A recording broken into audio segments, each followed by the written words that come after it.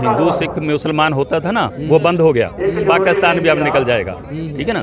तो ये जो ना अडानी और अंबानी का दलाल, उन्हीं का ही ये दलाल है। अब ये क्यों नहीं वापस ले रहा, वो जूते पड़ेंगे उनसे, क्योंकि उन्होंने अरबों रुपया इसको दिया, तो वो जूते मारेंगे, इसलिए उनके डर से ये वापस नहीं ले रहा।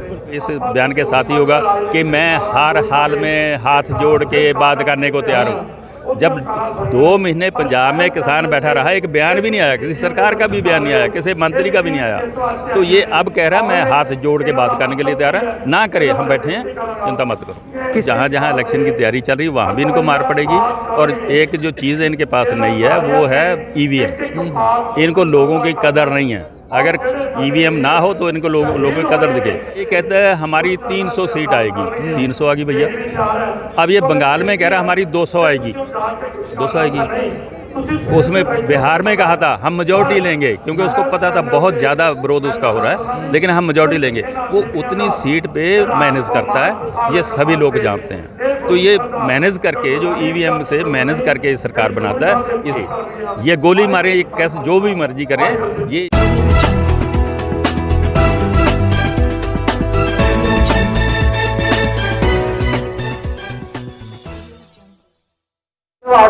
दोस्तों नमस्कार, मैं विकास, आप देख रहे हैं जस्ट टीवी इंडिया और मैं इस समय सिंघू बॉर्डर पे मौजूद हूँ। आज के पेपर में खबर छपी है, आप देख सकते हैं यहाँ पर MSP है, बनी रहेगी, देश के प्रधानमंत्री मोदी जी ने कहा है। अब किसानों से जानने की कोशिश करेंगे कि वो क्या मानते हैं, क्या इस खबर को वो सच मानते हैं। लगातार MSP को लेकर तमाम जो अभी कानून बने हैं, किसान बिल जो अभी पास हुआ है उसको लेकर धरना है।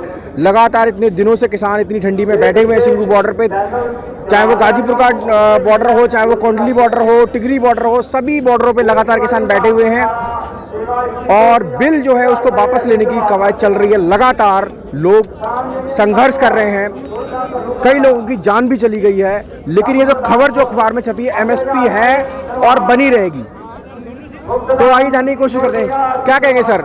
अभी नवोदय भारत टाइम्स मेरे हाथ में है, इसमें खबर छपी है कि MSP है और बनी रहेगी, कितना आप इसको सच मानते हैं? सबसे पहली बात तो ये है कि जब से मोदी आया है उसने बहुत कुछ कहा है, 15 लाख भी दिया है और भी कुछ दिया है, नोटबंदी करके काला धन भी आ गया, सारा कुछ उन्होंने बोला। पहली बात तो उस पर एतबार नहीं किया जा सकता। दूसरी बात है कि MSP 1975-76 से चली हुई है और उसमें अकेला हरियाणा और पंजाब में जो किसानों ने अपनी ऑर्गेनाइजेशन के दम पे सरकार से मनवा रखा है, और यहाँ पे MSP पे सिर्फ बिकती है हमारी फसल 2, गेहूँ और जोना, ये जीरी।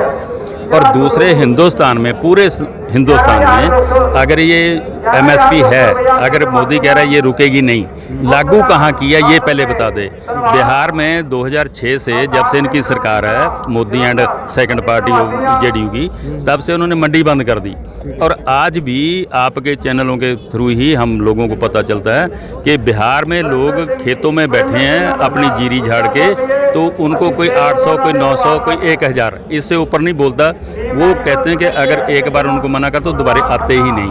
तो ये जो एक तो ये कि MSP, इस पर कोई एतबार नहीं है, कोई ये कानून नहीं है। तो दूसरी बात ये है जो खुली मंडी की बात करता है, तो ये अपने यूपी और जो बिहार है और जो दूसरे सूबे में चल रही है, खुली मंडी चल रही है, सरकार मैनेज जो मंडियाँ नहीं हैं, तो उनमें पहले ज़्यादा रेट दवा ले। वहाँ तो 800-900 में जीरी बिक रही है, हमारे 1900 में बिक रही है जीरी, 1800 कुछ में बिक रही है। तो मतलब इस पे मोदी की बात पे कोई एतबार नहीं किया जा सकता। अगर ये किसानों को ये दे रहा है, हम नहीं लेना चाहते, इन्होंने क्या लेना है? क्योंकि ये जो भी बना रहा है, ये देश के जो पूंजीपति लोग हैं, जो अडानी अंबानी हैं, उनके लिए ये एक मार्केट दे रहा है। अगर मोबाइल की मार्केट किसी को लाइसेंस देंगे तो मोबाइल किसी ने खरीदना होगा, खरीदेगा, नहीं खरीदेगा होगा, ना खरीदेगा अपने। लेकिन ये एसेंशियल कमोडिटी जो हैं, चाहे दाल है, चाहे गेहूँ है, चाहे चावल है, तो ये उनके पास दे दिया, कोई कानून नहीं। जैसे पेट्रोल और डीजल, ये कहते हैं हमारे कंट्रोल से बाहर है, ये डी कंट्रोल कर दिया। तो ये अडानी को पूरे गोदाम बना के जो रख रहा है, उसमें कोई लिमिट नहीं है, उसमें बेचने की कोई मतलब शर्त नहीं है, कोई कानून नहीं है कि कितना तुम महीने का बेचोगे, कितना नहीं बेचोगे। वो मतलब मार्केट दे रहा है उसको, तो वो मार्केट में ऐसा चलेगा कि जब उसका हो जाएगा कि 200 रुपये किलो हो गया, और हम देखते हैं वो थैली में हमारे गेहूं का मक्की का आटा मिलता है 25 रुपये, ठीक है, पंजाब में, इधर शायद 2-4 रुपये और हो जाए, उसका पैक आ रहा है, वो सारा सोशल मीडिया पे है, उस पे लिख रखा है 150 रुपये। गन्ना है हमारे तो खेत से ऐसे ही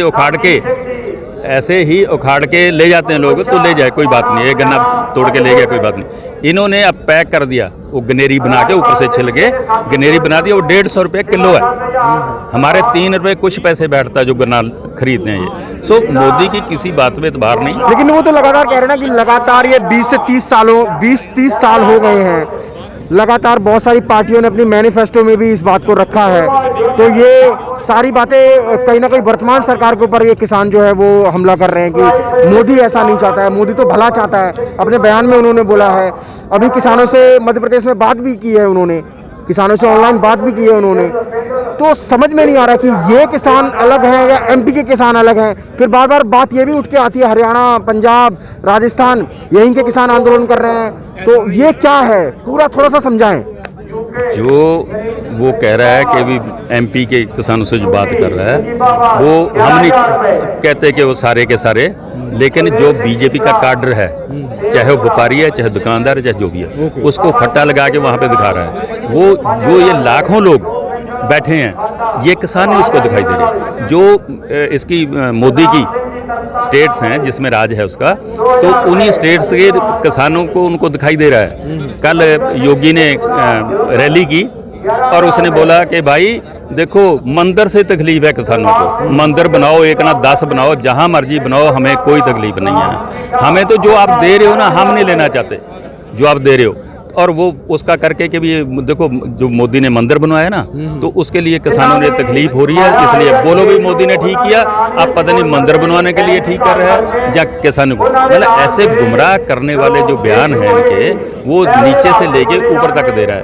और किसानी का जो भी है, हम चाहते हैं कि एमएसपी पूरे देश में मिले, और ये पंजाब और हरियाणा का नहीं रह गया, इनका जो हिंदू सिख मुसलमान होता था ना, वो बंद हो गया, पाकिस्तान भी अब निकल जाएगा, ठीक है ना। तो ये जो किसानों को बदनाम करने के लिए बोलता रहा, पहले खालिस्तानी, कोई खालिस्तानी नहीं दिखाई दिया, किसी ने कहीं नारा नहीं मारा, अपने आप ही कोई 4 आदमी खड़े करके नारे मरवा के उसको डाल देते हैं। गोदी मीडिया, सोशल मीडिया सारा बता रहा है कि कोई खालिस्तान नहीं है, कोई यहाँ पे नक्सलिज्म नहीं है, हर धर्म का, हिंदू सिख मुसलमान सारे इकट्ठे हैं, जो किसान है ये उसकी लड़ाई है।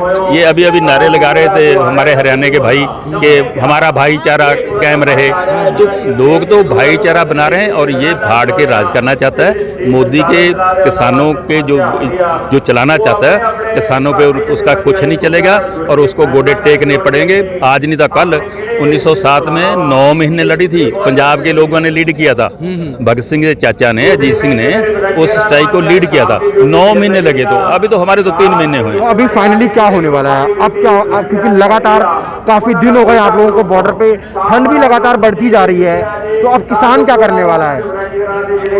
किसान के लिए ये सर्दी कुछ भी नहीं, ये जो मैंने डाल रखा ना, तो ये यहाँ पे ज़्यादा कपड़े ना उठाना पड़े इसलिए डाल के आए हैं, और 68 ईयर मेरी एज है।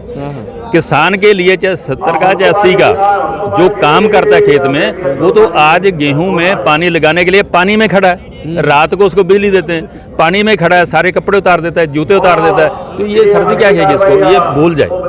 ये जो ना अडानी और अंबानी का दलाल, उन्हीं का ही ये दलाल है। अब ये क्यों नहीं वापस ले रहा, वो जूते पड़ेंगे उनसे, क्योंकि उन्होंने अरबों रुपया इसको दिया, तो वो जूते मारेंगे, इसलिए उनके डर से ये वापस नहीं ले रहा। अदरवाइज तो ये गोडे टेक रखे इन्होंने अकेले। कल इस बयान के साथ ही होगा कि मैं हर हाल में हाथ जोड़ के बात करने को तैयार हूँ। जब 2 महीने पंजाब में किसान बैठा रहा, एक बयान भी नहीं आया, किसी सरकार का भी बयान नहीं आया, किसी मंत्री का भी नहीं आया, तो ये अब कह रहा है मैं हाथ जोड़ के बात करने के लिए तैयार है। ना करे, हम बैठे हैं, चिंता मत करो। किसानों से मिलते नहीं है, रैलियां लगातार पूरे देश में कर रहे हैं, वो दिखावा है। किसानों से मिल नहीं रहे, लगातार इलेक्शन की तैयारी चल रही है, क्या करेंगे? ये जो जहाँ जहाँ इलेक्शन की तैयारी चल रही है वहाँ भी इनको मार पड़ेगी। और एक जो चीज़ इनके पास नहीं है वो है ईवीएम। इनको लोगों की कदर नहीं है, अगर ईवीएम ना हो तो इनको लोगों की कदर दिखे। देखो सीधी सी बात है, हम ज़्यादा पॉलिटिक्स में जाने वाले नहीं हैं, हम तो किसान हैं। ये कहते हैं हमारी 300 सीट आएगी, 300 आ गई भैया। अब ये बंगाल में कह रहा है हमारी 200 आएगी, 200 आएगी। उसमें बिहार में कहा था हम मेजॉरिटी लेंगे, क्योंकि उसको पता था बहुत ज़्यादा विरोध उसका हो रहा है, लेकिन हम मेजॉरिटी लेंगे। वो उतनी सीट पे मैनेज करता है, ये सभी लोग जानते हैं। तो ये मैनेज करके, जो ईवीएम से मैनेज करके सरकार बनाता है, इसलिए इसको लोगों की कदर नहीं है। लेकिन लोग जब इकट्ठा हो जाते हैं पूरे देश के, हनेरी चलती तो है। क्या अब किसान दिल्ली कूच करेगा? डेफिनेटली अगर ना उसने सुना तो जाएंगे। ये गोली मारे, ये कैसे जो भी मर्जी करें, ये जब तक हम तो जाने की जरूरत भी नहीं है। क्यों हम और 20 किलोमीटर 30 किलोमीटर जाएं? हम तो यहाँ बैठे हैं, हम ऐसे ही बैठे रहेंगे और बढ़ेगा इसके। तो दोस्तों लगातार सिंगू बॉर्डर से ये तमाम लोग थे, लगातार अपने मुद्दों को लेकर आए थे। और मैं एक बड़ी खबर जो आज नवोदय भारत टाइम्स में छपी हुई थी, एमएसपी है और एमएसपी बनी रहेगी, इस पड़ताल को जब मैंने इन तमाम किसानों से पूछा तो कहीं ना कहीं इन्होंने कहा है कि वही वादे जो लगातार वादों का मामला चल रहा है इतने सालों से, वही वादे आज ये लोग कह रहे हैं कि ये भी वादा एक झूठा होगा कहीं ना कहीं। तो तमाम खबरों के लिए आप देखते रहिए जस्टिस टीवी इंडिया।